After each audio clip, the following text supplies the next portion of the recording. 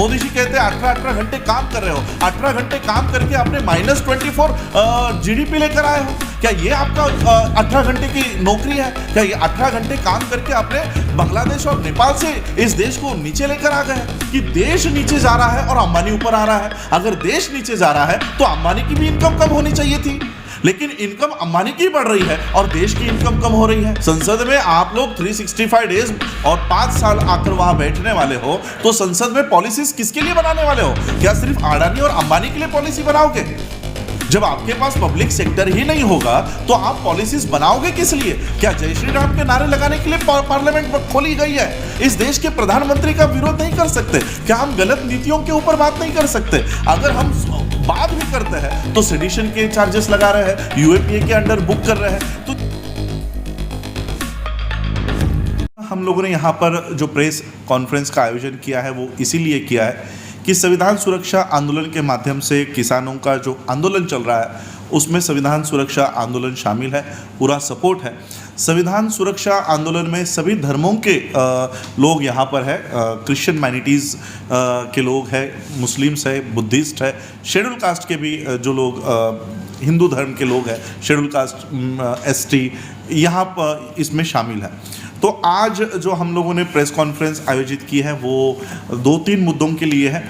यानी पहला मुद्दा तो यह है कि किसान आंदोलन जो इतने 4 महीने से चल रहा है, अब धीरे धीरे मेन मीडिया जो है, जिसे हम गोदी मीडिया कहते हैं, इन्होंने इसे बॉयकॉट कर दिया है। आज भी आंदोलन उतने ही शिद्दत से और उतनी ही संख्या में चल रहा है। कल हम पंजाब में गए थे, तब सिंघू बॉर्डर से होकर ही गए थे, तब भी वो उतने ही भारी तादाद में है। सिर्फ मेन जो मीडिया है उसने इसको ब्लॉक कर दिया है, बॉयकॉट कर दिया है। तो इस आंदोलन में हम हैं और मौलाना जी ने कहा कि एमएसपी के ऊपर ये सिर्फ बातें कर रहे हैं, कानून नहीं बना रहे। अगर कानून बन जाए तो वो इम्प्लीमेंट होगा और इसलिए एमएसपी का कानून इस देश में बनना चाहिए। उसके लिए आज इस कॉन्फ्रेंस के माध्यम से ये निवेदन हम सरकार को दे रहे हैं। दूसरा कि लोकतंत्र को बचाने के लिए हम सभी लोगों को, सभी जाति धर्म के लोगों को इकट्ठा होकर ये आंदोलन करना होगा। आज इस देश में मुस्लिम है, सिख है, बुद्धिस्ट है, क्रिश्चियंस है, ये अगर अपने अपने धर्मों का प्रचार कर सकते हैं, अपने अपने फेथ में बिलीव कर सकते हैं, तो वो संविधान की वजह से कर सकते हैं, क्योंकि संविधान उनको वो अधिकार देता है। और इसलिए हम लोगों ने ये बातें रखी है कि संविधान को बचाना भी बहुत ज़रूरी है। कल हमारी मीटिंग दमदमा साहिब कहते हैं उसे, शायद दमदमा साहिब में वहाँ के जो प्रमुख जत्थेदार हैं, अकाल तख्त भी उन्हीं के अंडर है, ऐसे हरप्रीत सिंह जी, इनसे हमारी मीटिंग हुई है और सिखों ने भी हम को ये एश्योरेंस दिया है कि वो भी हमारे संविधान सुरक्षा आंदोलन के साथ है। तो सभी स्टेट्स में ये आंदोलन चलेगा। कुछ मुद्दे हैं कि किसानों का मुद्दा, जो आज सभी लोग जानते हैं कि उनकी जो मांग है, आज भी वो लोग रास्तों के ऊपर बैठे हैं। विद्यार्थियों के भी मुद्दे यहाँ पर हम लोगों ने एड्रेस किए हैं। जब लॉकडाउन घोषित किया गया था और सभी इंस्टीट्यूशंस जब बंद थे, स्कूल कॉलेजेस जब बंद थे, ऐसे हालातों में नीट की एग्ज़ाम्स ली गई और जब स्टूडेंट्स ये मांग कर रहे थे कि हमारी पढ़ाई नहीं हुई है, वो कोचिंग क्लास नहीं जा सकते हैं, कोचिंग सब बंद है, ऐसे हालातों में नीट की एग्ज़ाम इन्होंने करवाई गई और कई सारे बच्चों ने सुसाइड कर लिया। तो ऐसे विद्यार्थियों को भी एक प्लेटफॉर्म देने की ज़रूरत है, जिस पर हम संविधान सुरक्षा आंदोलन के माध्यम से ये मंच हम उनको दे रहे हैं। न्यू एजुकेशन पॉलिसी, देखिए मैं हमेशा एक बात कहता रहता हूँ कि जब पूरा वर्ल्ड क्लोज हो चुका था, लॉकडाउन हो चुका था, भारत की संसद उस समय 2-2 बजे तक कानून बना रही थी और वो कानून कोई कोविड से बचने के लिए या पैंडेमिक से बचने के लिए नहीं बना रही थी। इसी लॉकडाउन के दौरान इन्होंने किसान बिल इंट्रोड्यूस किया, न्यू एजुकेशन पॉलिसी इंट्रोड्यूस की, लेबर लॉ इन्होंने इंट्रोड्यूस किया। जो इस देश के विद्यार्थी हैं, किसान हैं, SC ST के लोग हैं, पब्लिक सेक्टर में जो ज़्यादा से ज़्यादा काम करते हैं, ये सभी लोगों के खिलाफ इन्होंने कानून बनाए हैं। तो इसके खिलाफ, जैसे न्यू एजुकेशन पॉलिसी है, इसके खिलाफ भी आंदोलन पूरे देश भर में चलाया जाएगा। ये न्यू एजुकेशन पॉलिसी है क्या, ये लोगों को हम बताएंगे, क्योंकि देखिए इसमें 5th के बाद ITI का जो ट्रेनिंग है वो हमारे बच्चों को करवाया जाएगा। यानी फिर से वो मनुवाद की सिस्टम को रिवाइव कर रहे हैं कि कारपेंटर का बेटा या कारपेंटर ही बनेगा, इलेक्ट्रिशियन का बेटा इलेक्ट्रिशियन बनेगा, क्योंकि 5वीं के बाद उनको इस तरह की शिक्षा दी जाने वाली है। हम हमारे बच्चों को IITN बनाना चाहते हैं या हमारे बच्चों को ITI में डालना चाह रहे हैं, तो न्यू एजुकेशन पॉलिसी का भी हम विरोध कर रहे हैं। लेबर लॉस, जहां बाबा साहब अंबेडकर जी ने 16-16 घंटे की नौकरियों को 8 घंटे में उन्होंने कन्वर्ट कर दिया गया था, उनकी ग्रेच्युटी हो, उनके पेंशन्स हो, ये सारे कानून बाबा साहब अंबेडकर जी ने बनाए हैं। आज उसी को रद्द करके 8 घंटे की नौकरी को 12 घंटे के नौकरियों में कन्वर्ट कर दिया गया है। फिर से किसी भी एम्प्लॉय को कहीं पर भी अपनी कंप्लेंट दर्ज करने का अधिकार नहीं होगा। तो ये एम्प्लॉयज़ के साथ भी संविधान सुरक्षा आंदोलन खड़ी है, लेबर्स के साथ खड़ी है। तो ये सारे, और एक मैं बौद्धों का एक मुद्दा बताना चाहूँगा। लॉ मिनिस्टर कहते हैं कि अगर कोई भी व्यक्ति SC ST का व्यक्ति अगर धर्म परिवर्तन करता है तो उसको मिलने वाला जो आरक्षण है वो हम उनको नहीं देंगे। 8 दिसंबर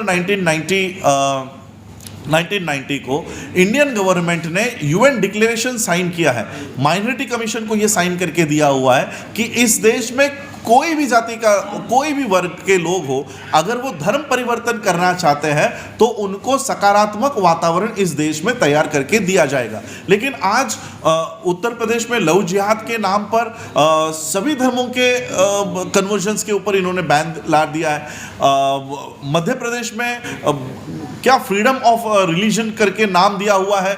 नाम इन लोगों ने, जो लॉज है वो अच्छे अच्छे नाम दिए हैं, फ्रीडम ऑफ रिलीजन, और उस फ्रीडम ऑफ रिलीजन के लॉ में खुद रिलीजन का फ्रीडम वहाँ पर नहीं है। तो ये सारे एक्ट के, ये सारे कानून का हम विरोध कर रहे हैं। दूसरा एक बहुत ही भयानक कानून इन्होंने लागू किया है देश में, UAPA। तो इस तरह से ये कानून जो आवाज उठा रहा है या जो एजिटेशन कर रहा है उसको UAPA के अंडर रजिस्टर करते हैं, 20-20 सालों तक जेल में रखेंगे और कहेंगे कि नहीं, इसका UAPA से कोई संबंध नहीं था।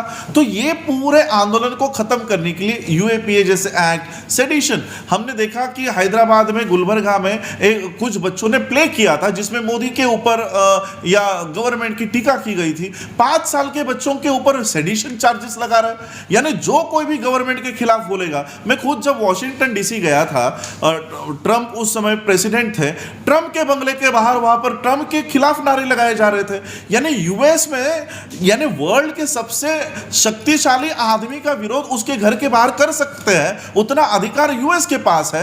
तो क्या हम अपने स्तर से इस देश के प्रधानमंत्री का विरोध नहीं कर सकते? क्या हम गलत नीतियों के ऊपर बात नहीं कर सकते? अगर हम बात भी करते हैं तो सेडिशन के चार्जेस लगा रहे हैं, UAPA के अंडर बुक कर रहे हैं। तो ये सारे कानून जो इस देश के डेमोक्रेसी को बर्बाद करने के लिए, लोकतंत्र को खत्म करने के लिए इन्होंने जो बनाए हैं, ये पूरे देश भर में इसका विरोध करने का काम, और पूरे देश भर में एक एजिटेशन हम लोग ये खड़ा कर रहे हैं। तो ये सारे मुद्दे संविधान सुरक्षा आंदोलन के माध्यम से हम कर रहे हैं। तीसरा मुद्दा है पब्लिक सेक्टर को बेचना। अब नरेंद्र मोदी इस देश के प्रधानमंत्री कहते हैं कि गवर्नमेंट जो होती है ये बिजनेस नहीं करना है, ये बिजनेस अब कोई नहीं करेगी, कोई भी बैंक नहीं चलाएगी, कोई भी पब्लिक सेक्टर नहीं चलाएगी, एयर इंडिया नहीं चलाएगी, रेलवे नहीं चलाएगी। तो फिर संसद में आप करोगे क्या? संसद में आप लोग 365 डेज और 5 साल आकर वहां बैठने वाले हो, तो संसद में पॉलिसीज किसके लिए बनाने वाले हो? क्या सिर्फ अडानी और अंबानी के लिए पॉलिसी बनाओगे? जब आपके पास पब्लिक सेक्टर ही नहीं होगा तो आप पॉलिसीज बनाओगे किस लिए? क्या जय श्री राम के नारे लगाने के लिए पार्लियामेंट खोली गई है?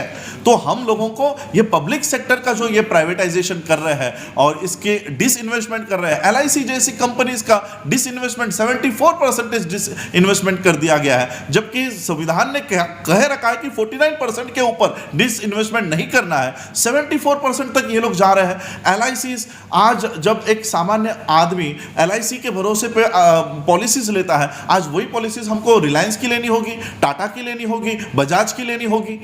तो ये सारा देश, ये टाटा, अंबानी, बजाज इन लोगों को बेच रहा है जिनको डिफेंस का नॉलेज नहीं है।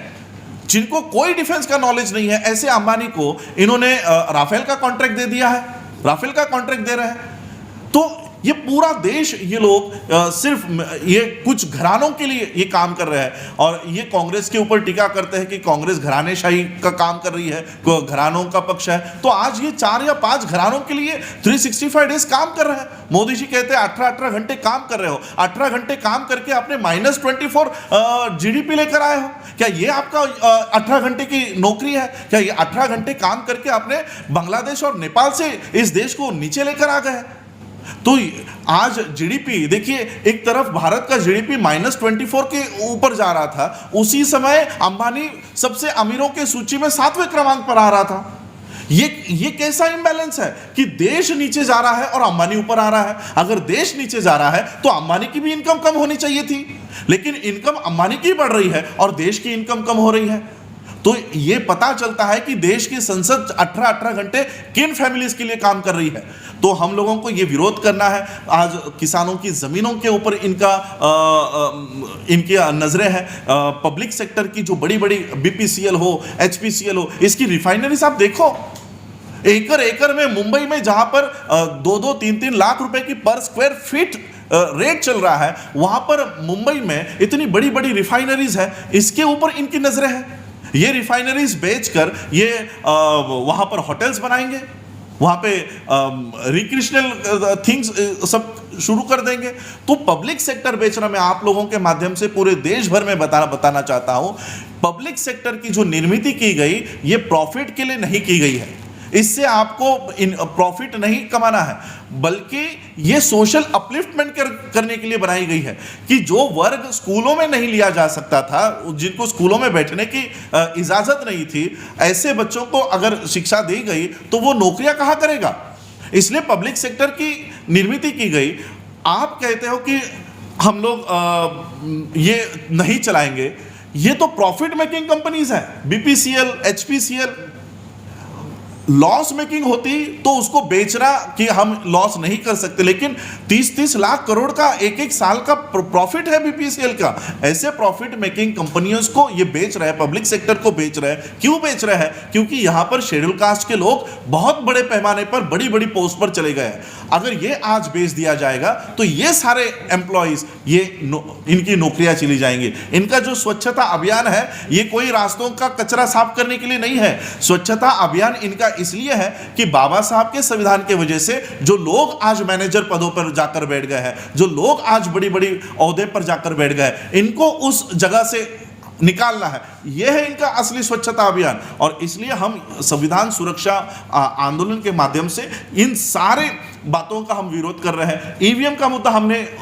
भी हमारे एजेंडा के ऊपर है। आज देखिए, बंगाल में इलेक्शन चल रही है, वहां पर बीजेपी के विधायक, जो पूर्व विधायक है, उनके गाड़ियों में ईवीएम मशीन्स मिल रही है।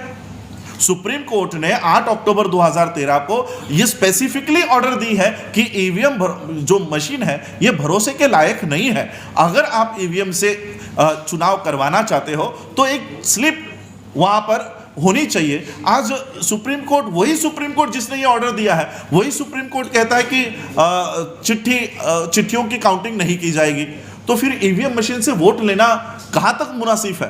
तो हम ये सारे मुद्दों को लेकर पूरे देश भर में हम ये एजिटेशन चला रहे हैं, जिसमें सभी धर्मों के जो बड़े बड़े हेड्स हैं वो हमारे साथ है। मौलाना सज्जाद नोमानी जी, जो all India Muslim personal law board के प्रवक्ता भी है, ऑल इंडिया भिक्खु संघ के हमारे साथ बदन आनंद है, अकाल तख्त का भी हमको सपोर्ट मिला है, हमारे साथ हाई कोर्ट के जज, पूर्व जज भी यहाँ पर इस कमेटी में है।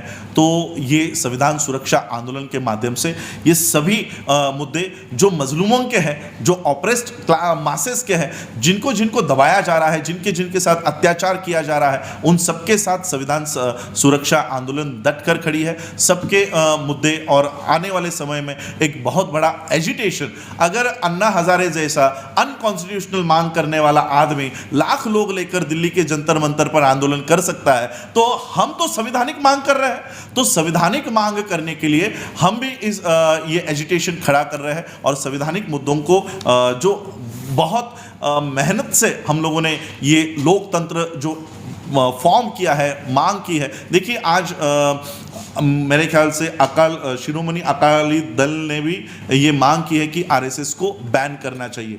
तो ये वही लोग हैं जो लोकतंत्र के खिलाफ है। 1947 में 1946 में जब कॉन्स्टिट्यूशन असेंबली का गठन हुआ, तब यही वो लोग थे जब इनका कहना था कि अगर पाकिस्तान की निर्मित धर्म के आधार पर हो गई है तो फिर इंडिया की भी निर्मित धर्म के आधार पर होनी चाहिए। यहां पर कॉन्स्टिट्यूशन की कोई जरूरत नहीं है। ये आरएसएस के लोग उस समय मांग कर रहे थे कि भारत में संविधान नहीं होना चाहिए और भारत को लोकतंत्र नहीं बनाना चाहिए। और आज ऐसे ही लोगों की सत्ता इस देश में है, तो वो वही कोशिश कर रहे हैं कि इस देश में संविधान नहीं होना चाहिए और लोकतंत्र भी इस देश में नहीं होना चाहिए। लेकिन इस देश को लोकतांत्रिक देश बनाने के लिए, इस देश को आज़ाद कराने के लिए हमारे पूर्वजों ने जो कुर्बानियां दी है उसको बचाना ये हमारी जिम्मेदारी है। फार्मर एजिटेशन से, किसानों के आंदोलन से ये कॉन्फिडेंस आज सभी लोगों में जाग गया है, विद्यार्थियों में, कर्मचारियों ने। बैंक कर्मचारी हमने देखा कि बैंक ऑफ महाराष्ट्र और कई सारे पब्लिक सेक्टर बैंक्स को जब बेचने की तैयारी शुरू कर दी, बैंक ऑफ महाराष्ट्र के एम्प्लॉयज़ ने बैंक्स बंद करने का ऐलान किया और वो बैंक्स 3 दिन बैंक स्ट्राइक भी चली। तो आज बैंक के लोग, बैंक कर्मचारी भी इस आंदोलन में शामिल है और संवैधानिक हक और अधिकार को बचाने की लड़ाई में हम सभी शामिल हैं।